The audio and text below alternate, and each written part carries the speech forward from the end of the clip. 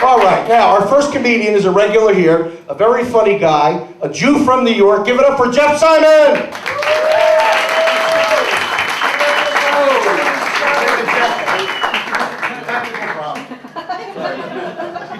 Danny, wait a minute. Do you want to hear a joke why he's doing that? This is what he does every night. You ever notice what a mic looks like? Seriously, look at it. And notice the way he's doing it. Scotty, give it up for Scotty. Thanks to Scotty, the the audience. Dominic, the mortician. Pete, the coke dealer. Eleanor Roosevelt with the cell phone.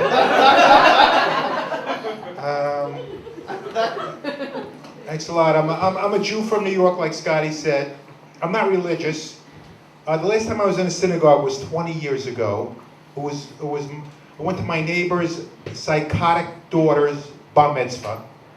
The only thing I remember was I had a shitty time. And I'm not religious, but I like to fast on the Jewish holidays. I've never made it past lunchtime. This year, I'm going to go all the way. Sundown to sundown. Because I want to see if God can do the right thing if I fast all day. Am I going to get rich, get a girlfriend?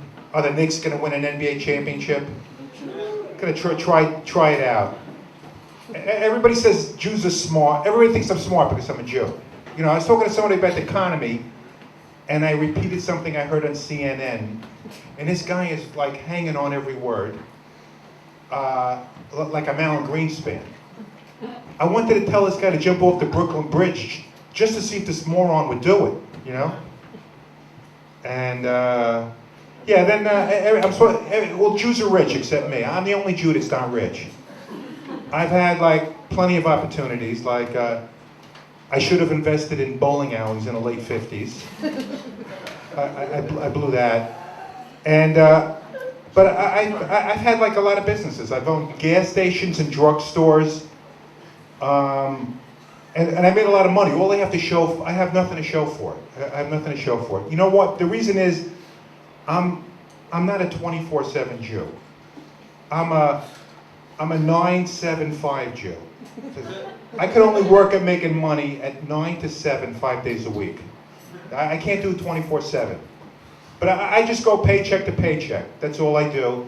Last week was a tough week. I couldn't even afford to buy weed last week. Thank God I had some pot brownies in my freezer. Thank God for that. And we're not confrontational. People laugh a little louder being videotaped here. Please, it's supposed to be $15 fucking for this show. Thank you. Good. But oh, that's funny. Thanks. You want to do some shit up here? Okay, what was I saying? Yeah, Jews, we're not confrontational. We don't fight. The closest I ever came to killing somebody was recently. This mortgage broker raised my interest rate at the closing by 0.5 point. I told this guy, put the 0.5 point back, or I'm going to poison your matzo ball soup.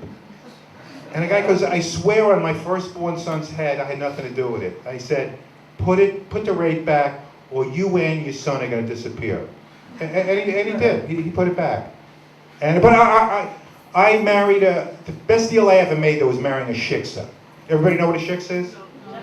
Yeah, it's a girl that's not Jewish. We had 3 kids, none of them got bar mitzvah. I made $100,000 on that deal. And we got married by a priest and a rabbi. And my wife's priest didn't want to marry us because I was a Jew. That is until I showed him naked pictures of my 8-year-old nephew. Then he gave me a high five, said, I'll do your ceremony. And then when the ceremony's over, I handed the rabbi, who was wearing a black suit and white Converse sneakers, a $100 bill. He took it and ran to his next gig. That's why Jews wear sneakers with suits, because they run to the next gig. And I'm a pharmacist. I work for Rite Aid. 99% of people are assholes, customers. This lady comes in and says, how you doing, Harold? Harold is an 80-year-old pharmacist with Alzheimer's. She thought I was Harold. I mean, do I look 80-year-old? That ruined my fucking day, you know? But the number one drug at Rite Aid is the painkiller OxyContin. Has anybody ever heard of that?